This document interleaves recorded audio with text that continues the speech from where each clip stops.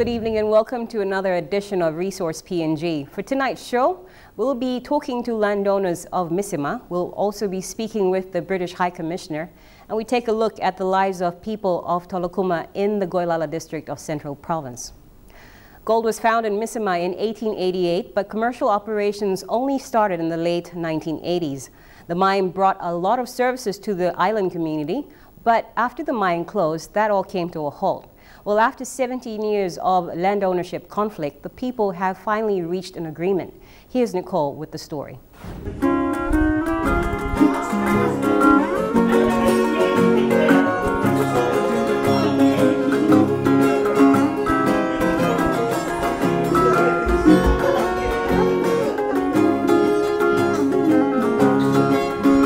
Misima is a peaceful island. The people are friendly, hospitable, and accepting. A place to unwind and have fun as well. It is a perfect tourist destination for PNG. However, the people of Misima Island had suffered a great deal after the closure of the mine. And after a decade, Mineral Resources Development Company stepped in to sort out a long-awaited issue. The Resource PNG team had the privilege to join MRDC in recording an important event relating to the landowners' resources conflict resolution outcome, which existed for over 15 years, and it has now been resolved. Papua New Guinea's court system is now giving prominence to resolving conflicts through mediation. This form of court system was experienced by the people of Misima Island. The mediation court was headed by Judge Amben Kandakasi, and for this mediation, the Deputy Chief Judge, Gib Salika, and an external mediator, Mr. Craig Jones, were all involved in conducting the series of mediation meetings on the island. All landowner lawyers were in attendance throughout the meetings.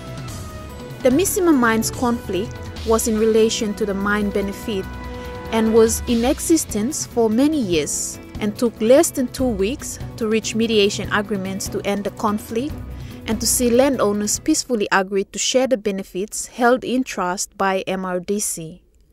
The ceremony that we all will witness is the ending of a conflict relating to the mine benefits.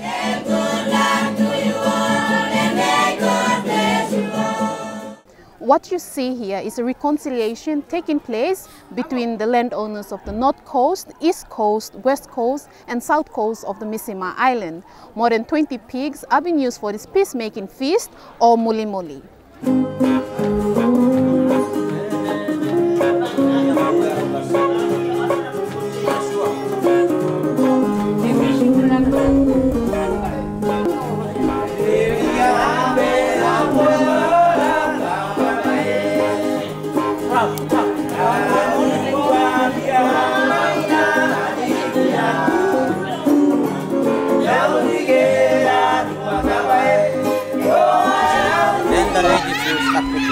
From all groups for the afternoon kai kai, because that's the main part of our occasion here, why we have to introduce our traditional way.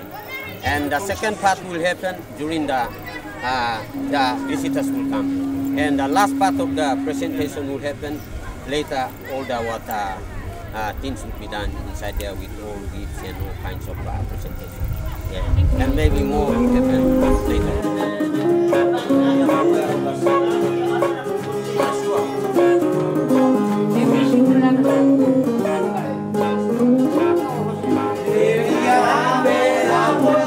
The muli muli taking place here at Lagoa is to mark this reconciliation that's taking place, and as you can see, there are a lot of women who are preparing food for this ceremony, and they have about 58 guests that they're going to feed. Here with me is Alice of MTSA Group, and she will talk to us about what's taking place here at this particular area. All the clay pots are on this fire. We are getting ready for this occasion. When they are cooked, and then we will go and put them together to exchange, to come together as one. So you'll be exchanging with which land association? We'll be exchanging with ML, Magamega North Coast, and Sing.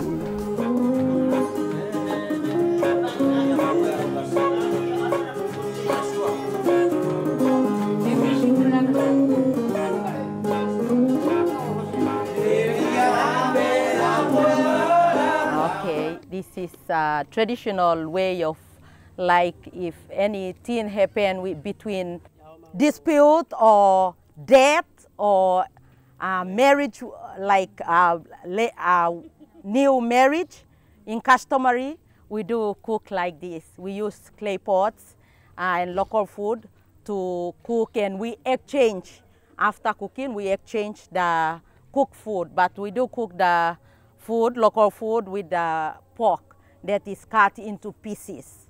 So ladies, in our old traditional ways, we do wear these baggies here, this Mother Helen is wearing, and also the traditional clothing, but we are not in a traditional clothing now because the modern clothing is now well off, so we are dressed in this way. But now we are here, these ladies around here, they are cooking for Sion Association. So we are happy at this moment for this occasion happening to exchange our pot with other associations that are cooking in this at this time now.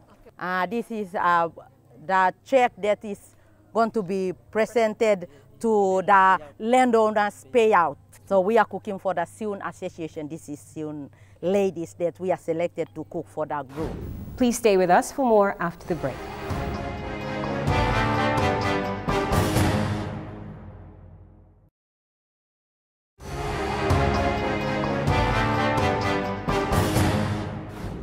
Thank you for staying with us. Let's go back to that report on Misima landowner entitlement payout. Preparations for the day carried on until 2 o'clock in the afternoon to welcome parties involved in solving the landowner issues. The feasting, or moli moli as known in Misima, is held in honor of these guests and also in celebration of the conflict resolution and payouts.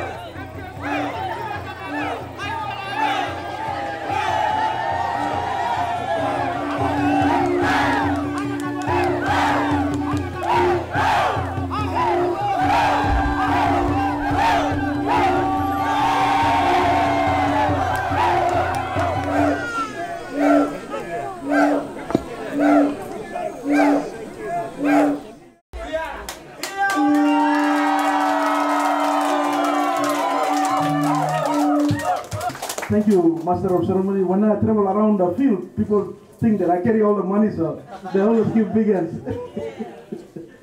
But thank you very much, Master of Ceremony. Thank you very much, people of Misima, especially the landowners. We are very happy to be here. I would like to acknowledge the presence of the member for Samaramura, Don Wesley. I would like to also acknowledge the presence of Judge Kandakasi. I think he's the one who initiated all of this ADR process that you see around the country. And to have a successful ADR here in Misima, we are very happy that Misima is the first. So on behalf of MRDC, I also want to acknowledge that.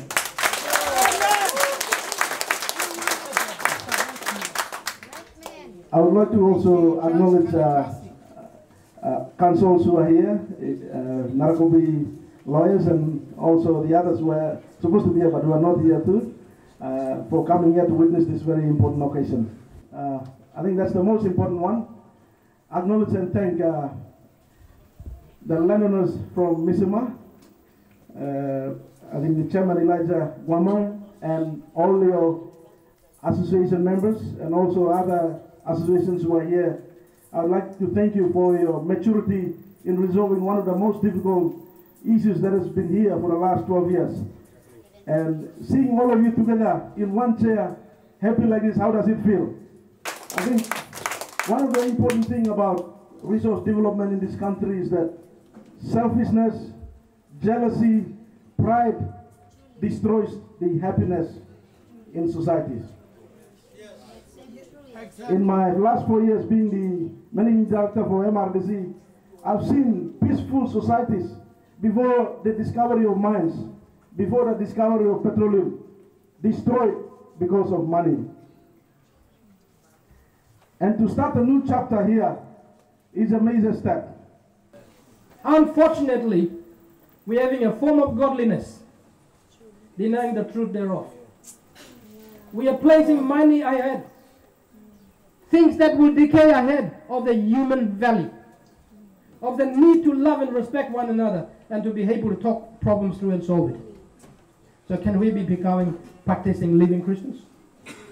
Take heed of the word, love one another respectfully, and sort it out. Melanesia, Papua New Guinea, we have mediation. It's been here before. Our traditional forefathers had it. Where did we go wrong? We now need to rearrest it.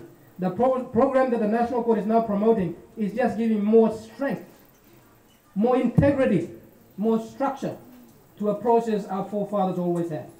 Amen. And mediation will work. It will work, and it needs you, it needs me.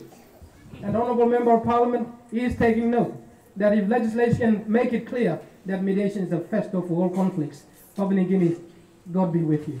And there will be no need for any conflict. So I commend the process, and the money that you've received, I hope you will put to good use. I suppose I can say this, in your course of the mediation, you did say you lack business advice. You need direction and guidance. I've spoken to IFC, their business advisory service will be available to you. That's the total amount that we use here. We have here about 4 million check, and we'll be presenting it according to the breakups. We have Misima Towo Siong Association. The check is of about 2,176,000 kina 11 toya. Then we have the special lease landowners. The check is about 2,001,176 kina 11 toya. And then from the Misima Towo Siong Association, or MTSA, it's further broken down into 30, 30, 40. The 40% is to Misima Towo Siong Association. It's about 800,470 kina 44 toya. 30% of that 100% is Emil Limited. It's about 600,352 toya, 83 toya. And then we have the Siong Association is about 600,352 kina 83 toya. So these are the breakup for MTSA. Now for the SML landowners, you have the Siong Association,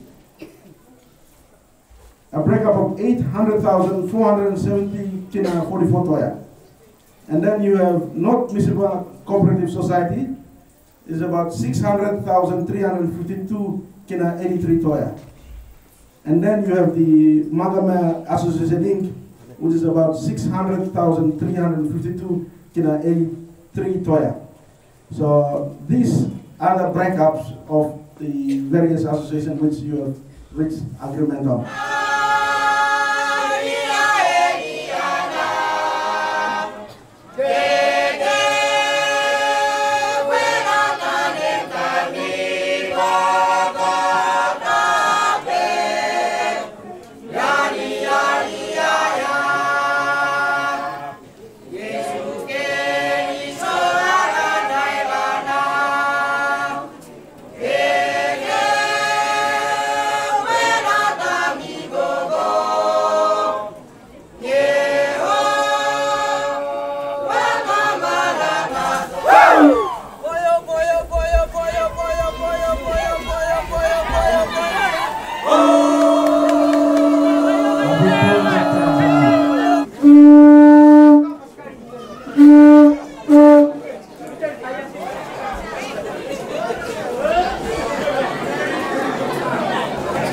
It is probably the first mine to see a successful court-sanctioned mediation outcome in PNG, especially for conflicts relating to resources, royalty, and equity benefits sharing among landowners.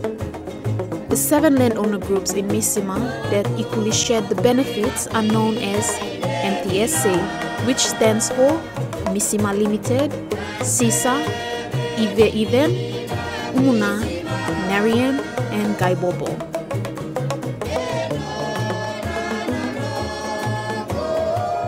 In the courtrooms, And in that process, everybody respects the process in the sense that at least you have judges who facilitate the mediation process. And in that process, it brings credibility to the whole event, and people or landowners can express themselves. And for us in the PNG LNG project, all the chaos can be addressed through that rather than through the department or with the developers, where there is already perceptions issues around all of us. So it is the court system that you bring to the ground, and the time frame that it will take, it can address most of the landowner issues that we have in terms of the leadership, which we need to resolve the problem, and also in terms of identification process, which is the social mapping aspect, which has not been done and which needs to be addressed during that process.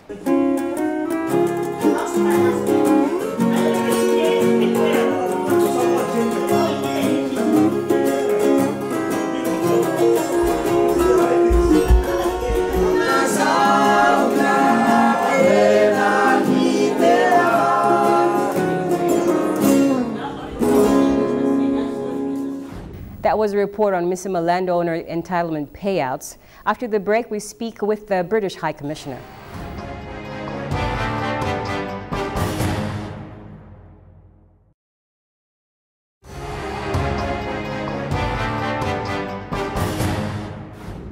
Welcome back. The British have had a major influence on Papua New Guinea. We have adopted their system of government, and English is one of our official languages. Resource PNG talked to the British High Commissioner to PNG, Her Excellency Jackie Barson, about our country's bilateral relationship. Good evening, High Commissioner. It's a pleasure to have you on the show.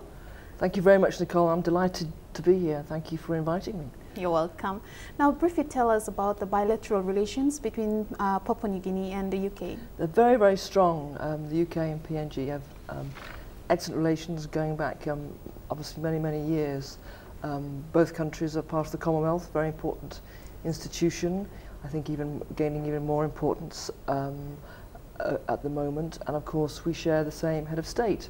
Yes, we do. Queen Elizabeth is both our heads of state, and of course this year marks her 60th anniversary, a diamond jubilee of being on the throne, and it's something that we are celebrating enormously back in the UK this year, especially in June, and obviously Papua New Guinea celebrating as well. So tell us a bit about the event, how it's organized. Well, it's going over throughout the whole year, but June is the key month. Over the weekend, 14, 15 June, I think, when I think there is the flotilla, for example, down the River Thames with the Queen and the Duke of Edinburgh on the royal barge, and then behind it many boats from all over the world, well, from all over the Commonwealth, and Papua New Guinea is going to be represented in that too. Well, that sounds interesting. Do you know any idea which province will be out there with the boat? That's a difficult one. I don't know, but I do know that there are plans for a special commemorative canoe which is on its way from Papua New Guinea to the UK to float down the Thames. But on top of that, of course, you know, English, we both speak English. English is a common language. PNG law is derived from UK law. It's a Westminster-based democracy, and so there are very, very strong ties between our two countries, and that's why I'm especially grateful and thankful to be posted to your wonderful country. Okay, and I hear you have the canoe racing that's coming up. Well, that's something else that is happening this year in the UK, of course, is London 2012. Yes. The Olympic Games. It's an extraordinary year for the UK, and I suppose if you look back to last year as well, then we've had the royal wedding and now the Jubilee and the Olympic Games. The eyes of the world, I think, are going to be primed on the UK throughout the summer, but especially for August when there is a whole month of fantastic sport. And so to celebrate that, we had a very successful event last year when it was 500 days to go to London 2012. And then on the 18th of April, which is on Wednesday, it's 100 days to go. Okay. And we were challenged by the Foreign Office, by the organisers of the Games back in the UK, for 100 diplomatic posts worldwide to stage a 100-metre race. Didn't matter what, it was on land, on sea, or whatever sort of race, so that we can get 100 posts to do a 100-metre race to mark the 100 days to go on the 18th of April. So I thought, given that, you know, country is surrounded by water, and that canoeing is such a, you know, is enshrined in Papua New Guinea's tradition, then what better way than to get as many teams as possible to do a 100-metre dash, and this will be at the yacht club, Royal Papua Yacht Club, on Wednesday evening from about 5 o'clock onwards. And we hope for lots of media to be there, because I want lots of good stories that we can send back to the UK so that they can know that Papua New Guinea and Port Moresby is one of the 100 posts. That's wonderful. Well, British trade with PNG is worth approximately £600 million a year. Briefly tell us what the investment incentives are. These are huge. I mean, obviously the main driver of the economy in Papua New Guinea is the very rich and vast extractive resources industry, mining, oil and gas, for example. But on top of that, what I've been trying to explain to British businesses back in the UK is, of course, there's a world-class coffee and tea industry here, and also spices and shellfish, tuna fish, and also palm oil. So, you know, there are so many things that this country has to offer, and I think it's time for the UK to sort of widen its natural trading partners, if you like, and look increasingly at Papua New Guinea because of all the fantastic boom this country is going through, and to take advantage of it. Oh, wow. Now, we have a level of activity in the resources sector which is generating a new future for PNG, and you also made a mention about it. Could you just tell us which UK stakeholders are interested in coming in? Well, that's a good question. People were surprised, I think, already when you think of what the UK footprint, for want of a better phrase, is already in the country. £34 million a year is what you know the UK gives to Papua New Guinea through various means. For example, the World Bank, the UN, through the EU. So any project here which has an EU banner on it also includes the UK and of course France. And the Voluntary Services Organisation is here as well. But British companies are already here, mainly through Australian subsidiaries, but Swires through the steamship trading company, British American Tobacco, Rio Tinto, Intercontinental Hotel Group, G4S, Core Security. These are sort of the more well-known ones, but there are other companies which are showing interest. Maybe is a company, Accrue Industries, and so on. And I think, and we also have sort of experts dotted around that sort of come out of the woodwork. When I do my travelling around the provinces, it's fascinating to come across you know, British expatriates who are working in Papua New Guinea. But I want there to be more. I think the UK has a lot more that it can offer this country in its expertise in sort of the 5 key sectors, which I think we'll come across and discuss. But I think, sort of going back to, if you like, we with the Olympic Games are determined that there will be a legacy for future generations because of all the, as you can imagine, the amounts of money that is being spent on hosting the Games. It's quite extraordinary. So there needs to be a legacy left for generations to come. And if you like, you can draw parallels from that. And as PNG, Papua New Guinea benefits from this extraordinary resource boom, it's making sure that there is a legacy left for future generations. That's why I was heartened to hear about legislation that was enacted on a sovereign wealth fund for Papua New Guinea, so that you know, the money that is derived, I mean, it's going to be a very tricky balancing act, I think, for the government, because there are things that need to be done immediately: infrastructure, health, education, but also planning sensibly, and pragmatically for the future to make sure that future generations of Papua Guineans are served well and have access to the funds and in a transparent way as well. So legacy, very, very important for both our countries at the moment. Okay, with regard to projects, do you have any that you would like to make a mention about? Specific, I mean, I think, well, when I first got here, I was wanting to, I had to think very hard about how I was going to promote Papua New Guinea back to the UK. Obviously, there's a great distance between our countries, geographically speaking, and trying to encourage British business to look away from natural trading partners, the EU and the States and China, if you like, and so how to do that. So in the High Commission, we had the idea of putting together lots of information into the brochure, which we've now authored, called UK Business Opportunities in the Pacific Islands region, but focusing on Papua New Guinea. And in addition to giving an economic overview of Papua New Guinea, we've focused on 5 key sectors: oil, gas, mining, green technologies. I think there's a lot of excellent work, expertise that the UK has in that, agriculture, fisheries and tourism as sort of the 5 sectors too. And that is the message that I took back to the UK just over 6 weeks ago now on my commercial roadshow. Okay, with regard to the green technologies, yes. Can you explain a bit on that? Well, it's best how to. I mean, this Papua New Guinea. You know, you think you're surrounded by water, then using hydropower, trying to make best use of the fantastic resource of the sun. I mean, there is sunshine here nearly every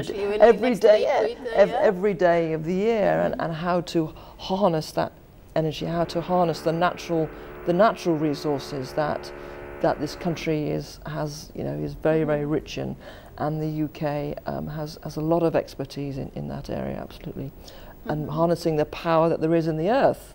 There is lots of geothermal expertise as well. So Papua New Guinea is very, very, very rich and has all these resources, which I think need to be brought to fruition for the betterment of the country. Stay tuned. We'll have more after the break.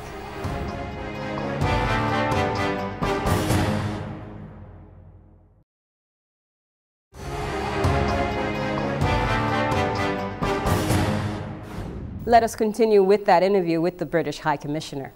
A report on UK business opportunities in the Sub-Pacific.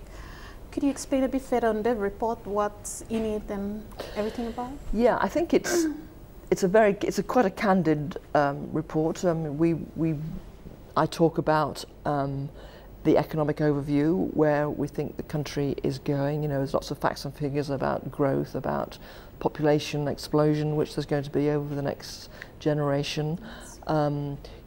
So the growth, if you like, of the formal economy, as more people have access to social media, have access to bank accounts, the growth, signs of a growth of, if you like, a middle class of small and medium-sized enterprises. So plotting the chart ahead, trying to give British businesses in the UK confidence that this country is moving forward, and then highlighting the richness, the vast richness there is in its natural resources, but also the other sectors I mentioned: agriculture, tourism, fisheries, and green technologies.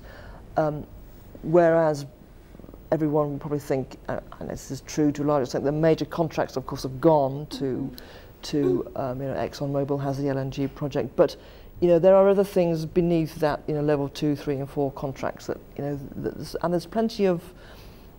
The competition is very healthy here, and the marketplace is huge. There's room for many people to come in and help Papua New Guinea develop the country. So the chances are enormous, and I think the UK needs to be part of it, yes, it is. and not be put off, if you like, because it's very natural for Papua New Guinea to look towards trading partners that are in ASEAN, but there are expertise in other parts of the world, and there's room for everybody, which I think is the great thing at the moment. So while the time is ripe, that's why I want the UK companies come and take a look. But to countermand that, of course, there are challenges to the country, and again, you know, if you sit in the UK and read a newspaper and Papua Guinea is on the headlines, then you know something pretty challenging or serious is happening. And so people asked me when I was back in the UK, well, what about the political situation? What about the security situation? What about corruption? And all these things absolutely are very challenging. And sort of, you say, well, you explain what's going on.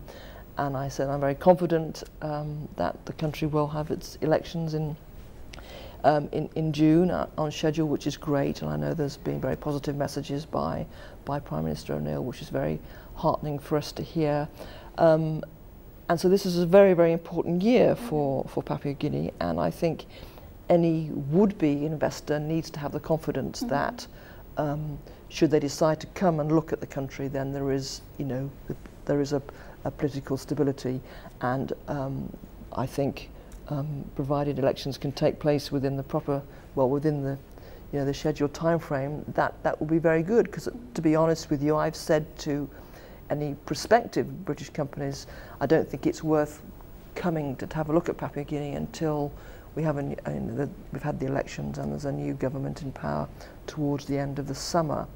Obviously, those companies who are here at the moment are well established and you know can manage, you know, whatever happens day to day in the country. But for anybody that's new, then I think the time to come would be, you know, towards the end of the year. And so I've been very honest with British companies to say, don't bother coming. And I think this is an important message for those who are in power and those who have aspirations to be in power, that the international community does take an interest in Papua New Guinea, does want to invest in the country, has the best interests of the country at heart, and wants to very much and sincerely help Papua New Guinea develop, but needs to have the confidence that, you know, all these things that have said they're going to take place will take place, and within and to the timetable that's been set out. So it's a crucial year. Papua New Guinea is at a bit of a crossroads, I think, at the moment. But I'm a huge proponent of the country. I'm very positive about it, and the UK is a great friend of Papua New Guinea. And you know, I think these are messages that friends can give to each other. Yes, they can. Just one question. Asian Development Bank has released the economy update saying that in 2013 there might be a slow in the economy rate. What do you think about, any comments you have there? Yeah, I mean, it's interesting because at the moment, well, for the growth of the last year and the year before, I mean, Papua New Guinea, as has your very close trading partner Australia and New Zealand, been largely resilient to what's going on in the global financial crisis. But sensibly, if you see that China now, the growth in China is slowing, then it's inevitable that there will be some knock-on effect for this part of the world. But you know, that's I think it's okay. I mean, growth predictions are very strong anyway. You're talking about, you know, 7–8%. So I don't think there's much to worry about when you think the rest of the world is actually not growing much at all, but this side of the world is growing enormously. So I think it's, you know, incumbent on all of us to make sure that you know, we come and do lots more business with you. That's okay. Well, thank you so much for your time on the show. Right. Thank you very much. We were speaking with the British High Commissioner, Her Excellency Jackie Barson. Do stay with us. After the break, we feature a report on the Goilala people.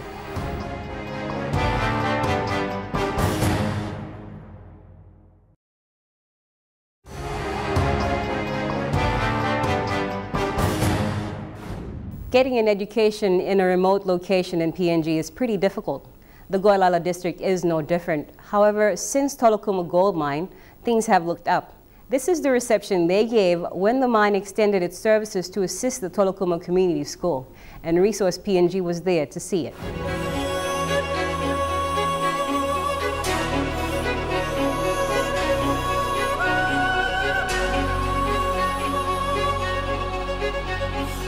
Tolokuma Gold Mine has been in operation since 1995, but there are no roads into this mine.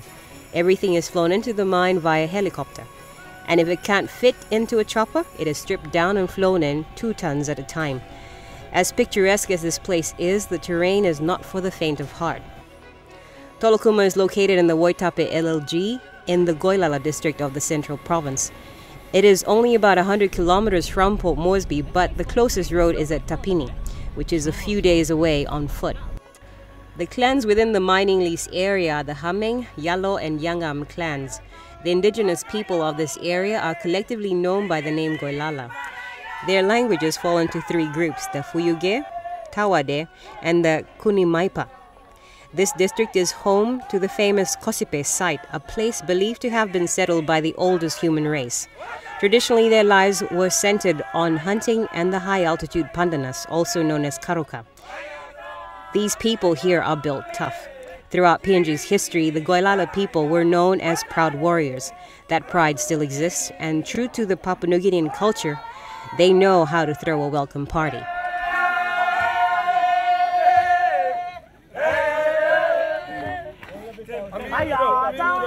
This was a celebration of an extension to a classroom at Tolokuma Community School, and the whole community was out in full force, the old and young.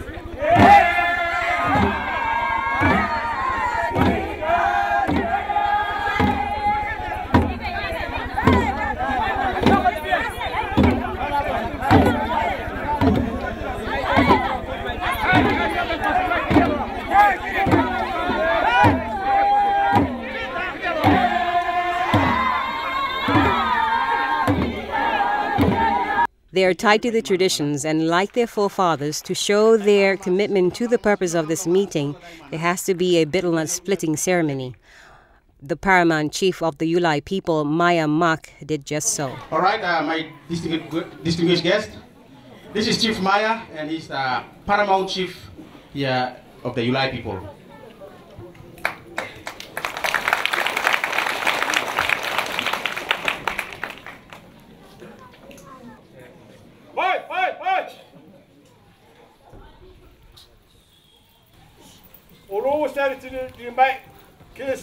Ina ya kombide bai manare diga ina yudistiga abana hare mani di shikura di mani dia okay dina daling indo ede di school ata na soroyo wanna go.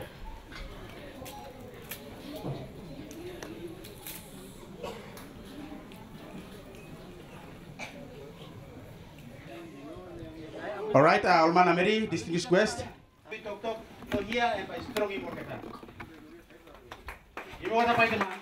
This ceremony has a major significance in the way things are done with the local people, because it seals the deal. A pioneer teacher of the community school, Mr. Paul Mima, recalls how the school started.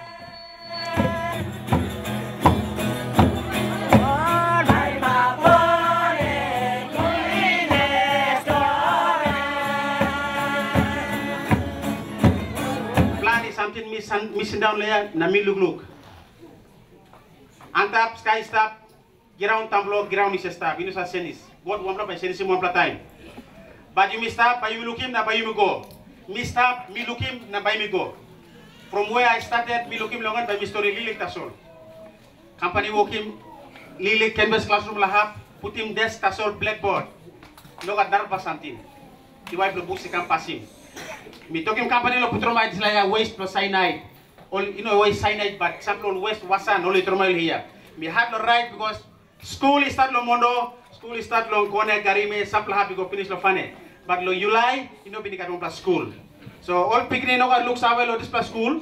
Me try and best, so me kerap talking company troma this all dust. So I had to ride with my children on this set. Mr. Paul Mima was not alone in this pursuit. Other educators were thinking along the same line. Mr. Patrick Dimsok, the senior standard officer for primary schools in Central, wanted to focus on the children's development. Go inside lo bus, katem diwai, na sanapim house kunai. And I think many of you will remember that wampla house kunai bin sanaplo up. True. Because me talking important thing is that the child must sit on a desk and have a shelter to learn. It is not the quality of building that we have. It is the brain that we must worry about. Because of that shelter, there were a lot of complaints. People didn't like that shelter. And I'm very thankful to the general manager and the YLA chairman for coming up with an idea to extend that building. The community had to put together a proposal to get help for the school, as the school's extension was not covered by the MOA that was signed by the Landowners Association and the mining company. And with the help of the Tolokuma gold mine, that day did come, and they now have a double-story classroom.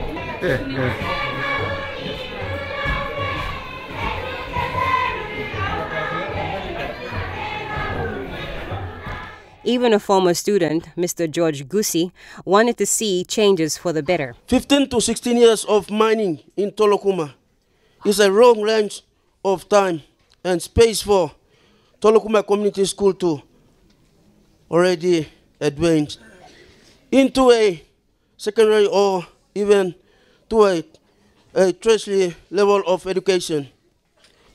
I appeal to stakeholders, Infrastructure Development Committee, IDC, and any other parties to provide assistance towards the improvement to Tolokuma Community School to advance into a more advanced level of institution for the future of the future generation. And the educators at the gathering agreed. They wanted to see Tolokuma Community School become a primary school, and they gave practical suggestions on how to go about that. Now we are coming up with centralization of schools in Goilala. Fane becomes centralized, Tolokuma becomes centralized, Waitape, Yongai, Ononge, Kambise, Kerau, Tapini, Gupo, Omu, Kamurai all become centralized, where our schools go up to level 4, where we have about 8, 9 teachers, or 6, 7, 8, 9 teachers, and then now you will see that our schools will become stable. And it is now a must under the government's Universal Basic Education Plan. So onus is on the stakeholder partners to work together to ensure the access is created for our children to receive education, especially at the basic education level up to grade 8.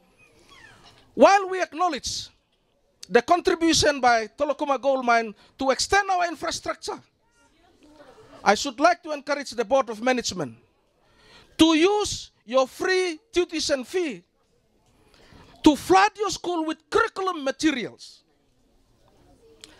Make sure that students have access to books. Mr. Dimsok also made another suggestion on how the community can also help the people of Fane so that children can get an education near their homes.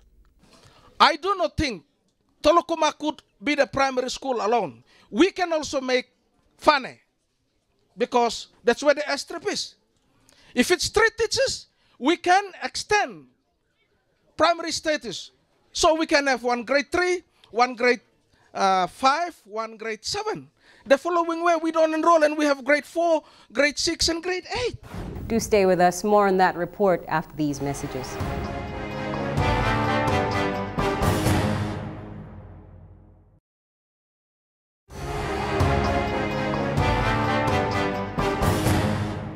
Well, the people of the Tolokuma community want a primary school. The educators who are familiar with the situation offered suggestions. Here is the second part of that report on the Tolokuma Community School. Resource PNG asked the children and parents how they felt about the new classroom. As a parent from here, I'm so glad and so happy that We at last got a grade 7 classroom open today for the first time in the Auga Valley. Na tu mi one pla wasem parents blow wa pikini I think tripla pikini school lo yellow na Torokuma community school na mi no stop close to lo yellow Torokuma community school mi stop lon vitru na mi stop mi wasem parents mi say come help him display school one needs lo school mi say come wasem parents mi say come wasem volunteer lo help him school go na ol sialo ol kisimi lo kama pose carpentry o semi working display classroom.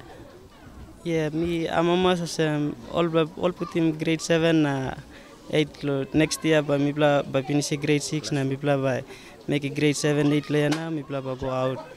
So me I'm almost all put the grade 7, 8 in Chalo Auga values. Me I'm almost me finish school and me by come up doctor. Meeting us about making grade 6 lumi later na go making almost fit. That's all. Me I'm almost lost all place lumi na making one grade 7 na 8 lumi na making go out lo tapping in na making 9 na 10 me like a doctor lo help more line lumi le lo side lo sick. And of course, with joy comes song and dance.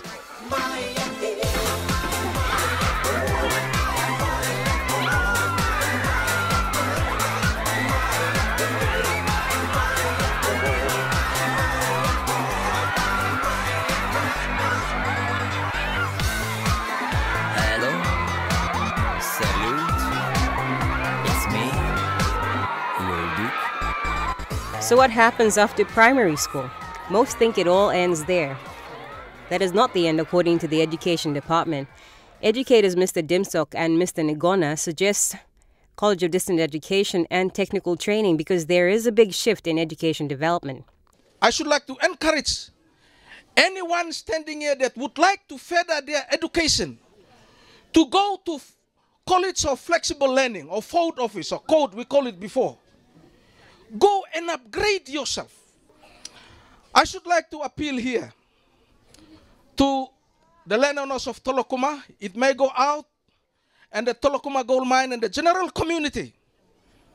While we are focusing on primary education, there's a big problem in here.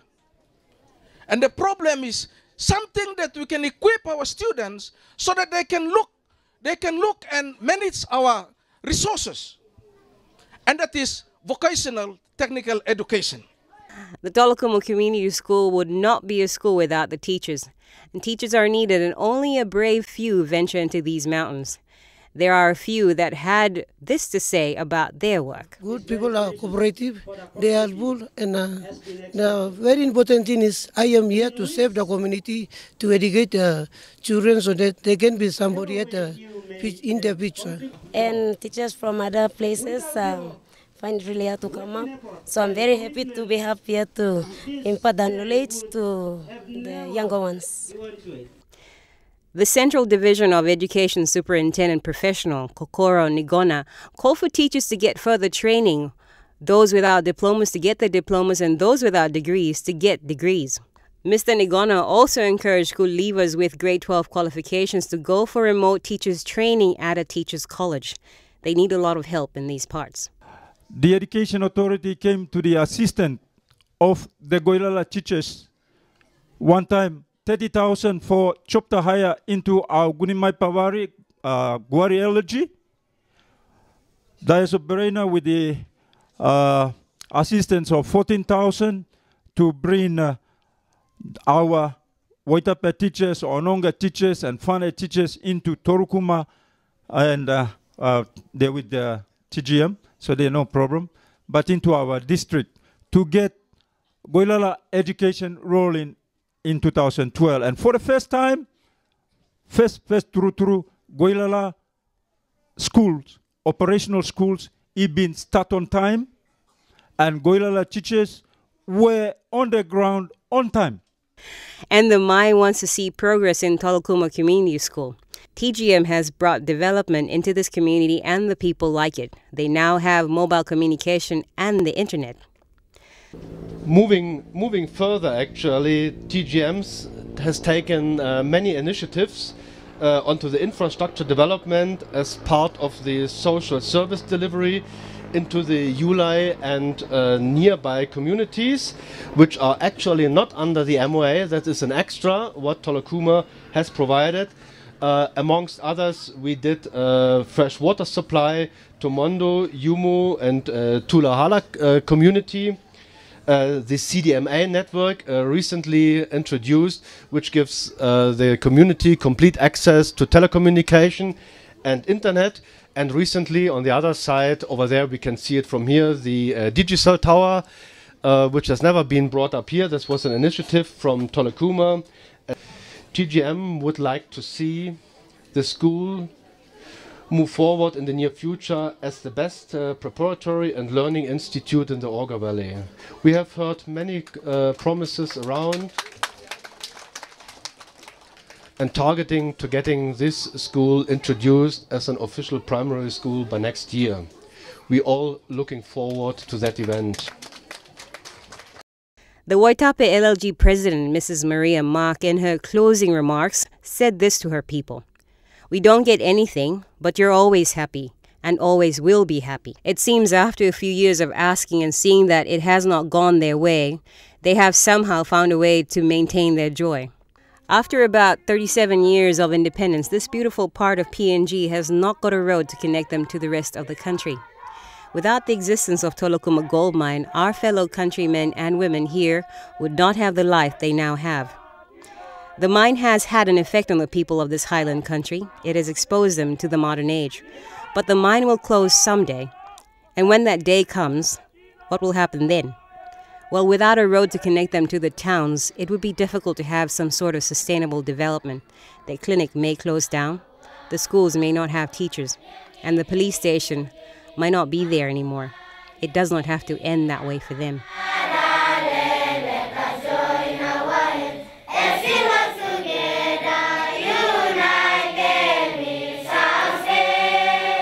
And that ends another night with Resource PNG. I hope you can join us next week when we feature the Indian High Commissioner to PNG, Dr. A.M. Gondane.